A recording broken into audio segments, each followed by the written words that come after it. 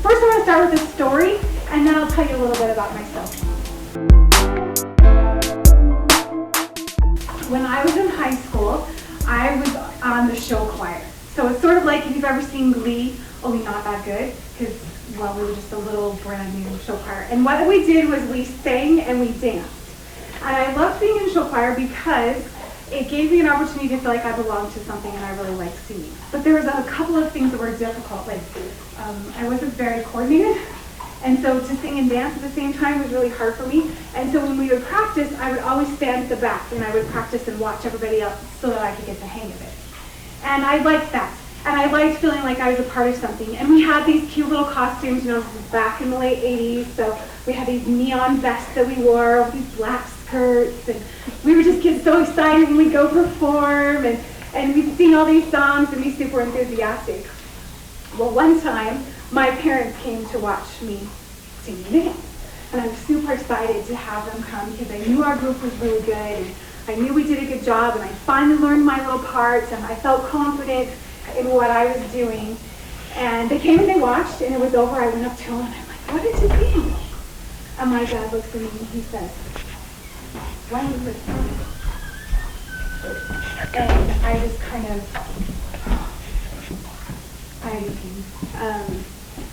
it was just this really huge letdown, because immediately I thought to myself, well, I should have been in the front. But then I thought, well, I couldn't have been in the front because I'm not that good. I'm not good enough to stand in the front, and I didn't know the dance moves well enough, and I'm like, well, I should have been there. I should have. And it was kind of a defeat for me, because I kept thinking, well, I should have been in the front, or I should have done better, or I should have practiced more, or I should have been more coordinated, or all of these different kinds of things, right? And have you guys ever done that, where you've had a conversation with somebody, or you've had a business transaction, or maybe even church, something's happening, you're like, oh, I should have done this. I should have, you know. You can always look back and you say, well, I should have done something. Well, the word should is actually the number one word that will cause you more anxiety than any other word in the English language. There is no other word that will cause you more anxiety than that word should. It's really a powerful, powerful word, and it can change not only the way that you're feeling about yourself, but it can actually change your chemistry, your body chemistry, as you start letting in those negative thoughts and start letting that shame almost that comes with the word should. Because basically it's saying, well, you screwed up. You did something wrong. And so what we want to do to overcome that is there's a couple of tools that we can use so that we don't get all caught up in that anxiety and not all caught up in that I should have done this, I shouldn't have made that mistake, or I should have handled this better, or I should have whatever. And so the first one is, and this works really well, so I want you guys to practice this. And it's actually just that. I'm practicing. I'm just learning. This is new for me. I'm practicing. And so if you have a conversation with somebody, or you're trying something new, or even if you've been at work and you've been given a new project and it didn't go as well as you would like, then you say, oh, well, that was just a practice. And then that kind of takes the pressure off of that perfectionism, that we're always going to do everything perfect all the time, that we're always going to get it right. You're fired. Yeah. You're fired. Well, I'm not practicing anymore. I'm done. Right? I gotta practice somewhere else. Yeah, practice somewhere else. They appreciate me. But yeah, basically, we do that to ourselves all the time in our heads, right? Where we tell ourselves that we suck so bad that we should have done it better, and then what that does is it just paralyzes us. It makes it so that we can't move forward, so we can't make different choices. We can stay awake all night over analyzing how we should have done something. And so saying I'm practicing is the first key that's going to help you to overcome that. And then as you evaluate, because we want to always grow, right? We want to be better, we want to do better, all those kinds of things. And so as we evaluate ourselves, then we're not going to evaluate so much with the shame of I should have done this. It could be instead, I could.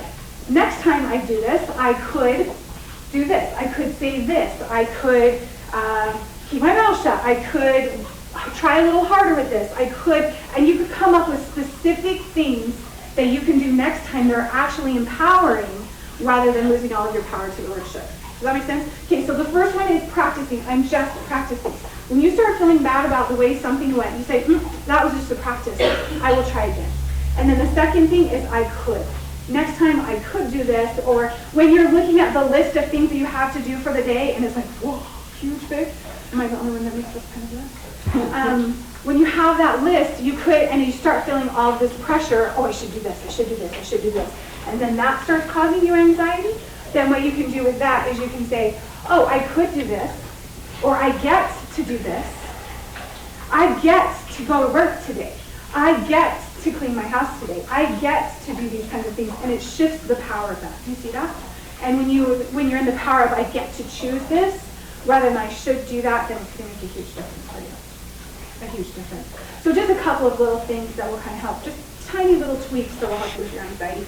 I actually specialize in anxiety. I am an energy coach. I help people manage their energy. I help people.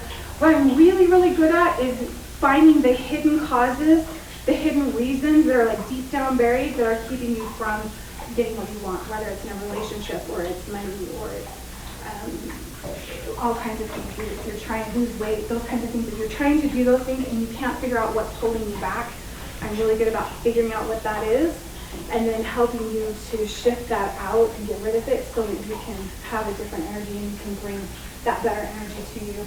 I had a client that was really sick, had a lot of sickness, wasn't feeling very well, had a lot of stomach problems, and we found out that he had not forgiven himself or a coworker for something that went really, really wrong at work about, I don't know, 5 or 6 years ago.